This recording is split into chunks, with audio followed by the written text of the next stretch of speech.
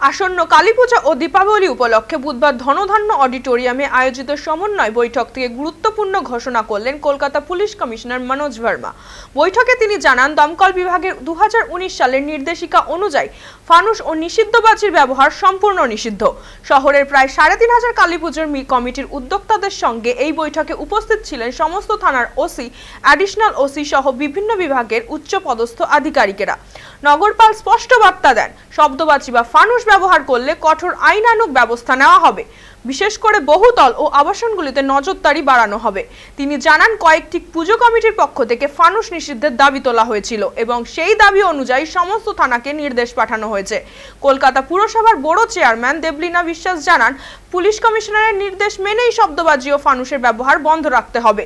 পাশাপাশি কালীপুজো ও দীপাবলি যাতে সুষ্ঠুভাবে ও নিরাপদে সম্পন্ন হয় তার জন্য প্রত্যেক উদ্যোক্তাকে আবেদন জানানো হয়েছে।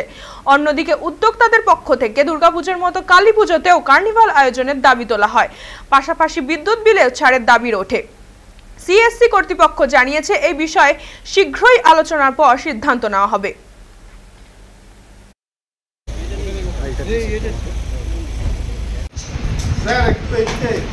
আমরা আশা করি যেভাবে দুর্গাপুরে ভালোভাবে সুস্থভাবে কলকাতা হয়েছে সেইভাবেই কালী পূজা দীপাবলি ভালোভাবে পালন করা হবে।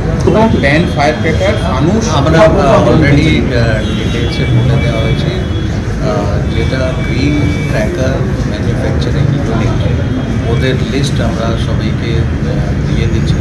পলিউশন কন্ট্রোল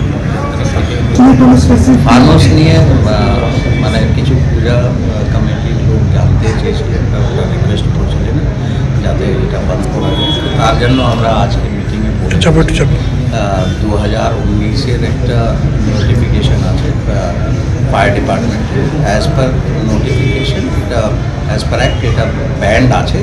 অ্যান্ড আমরা থানার আমাদের থানা অ্যান্ড ডিভিশনাল লেভেল সবাইকে বলেছি যাতে এর উপর অ্যাকশন।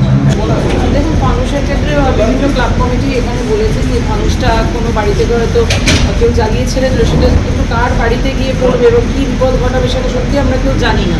তার জন্য বারবার বলা হচ্ছে যে ফানুসটা একদমই নিষিদ্ধ বাজি, কিন্তু তাও যারা করছে সেটা যাতে ক্লাব কমিটিগুলো রিকোয়েস্ট করেছে কলকাতা পুলিশের নগরপালের কাছে, আধিকারিকদের কাছে, যে সেটা যেন একটু বেশি নজরদারি করা হয়।